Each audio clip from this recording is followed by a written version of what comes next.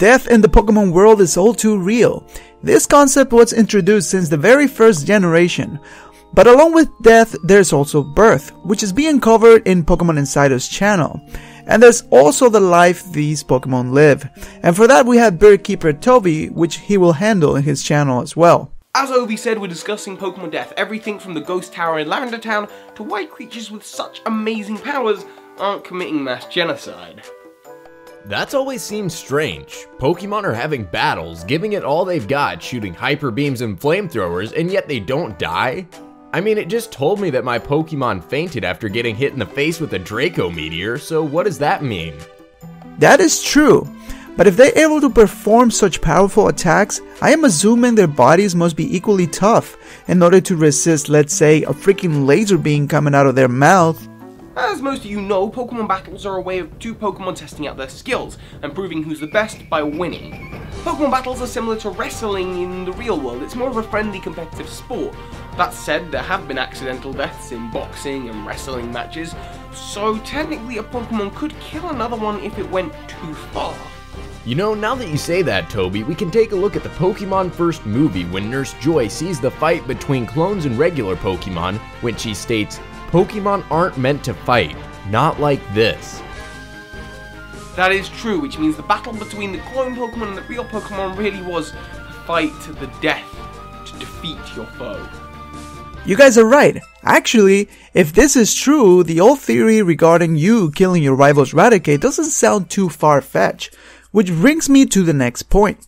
The Pokemon Tower in Lavender Town, which is no more than a graveyard for dead Pokemon. This place does confirm that Pokemon can die, but what still remains a mystery is how they die. Do they simply die of old age, or do they die of other causes? Some Pokemon are said to live for 1,000 years, such as Ninetales, and others are said to be immortal, like legendary Pokemon. We believe the graves that you find there are of Pokemon that died in battle, seeing as there's no generic lifespan you can apply to all Pokemon. Keep in mind that in the anime it is shown that Pokemon do in fact age. Remember when Puka was introduced? He looks a lot older than Pikachu and in fact has gained psychic powers from old age. You know what, guys? That reminds me. If you look up some background information regarding the Unova champion Alder, you will learn that his starter Pokemon Larvesta passed away during his journey as a Pokemon trainer. What's really interesting about this incident is that Larvesta died from an illness, so Pokemon can in fact get sick and die. So really, death in the Pokemon world is not so much different than in ours. Yes, but the difference here is that death in the Pokemon world isn't really the end, because of ghost Pokemon.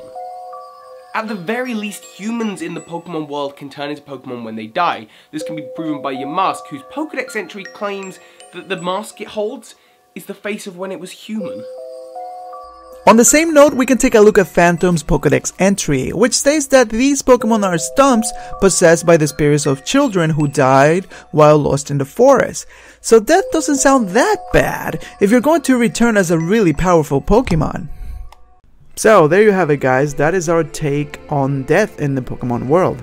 If you want to learn about the beginning stages of Pokemon life, you can click on the annotation to see our trivia video about Pokemon eggs. And once you're done with that, you can fly on over to my channel and learn about Pokemon lifespan and who is the longest living Pokemon.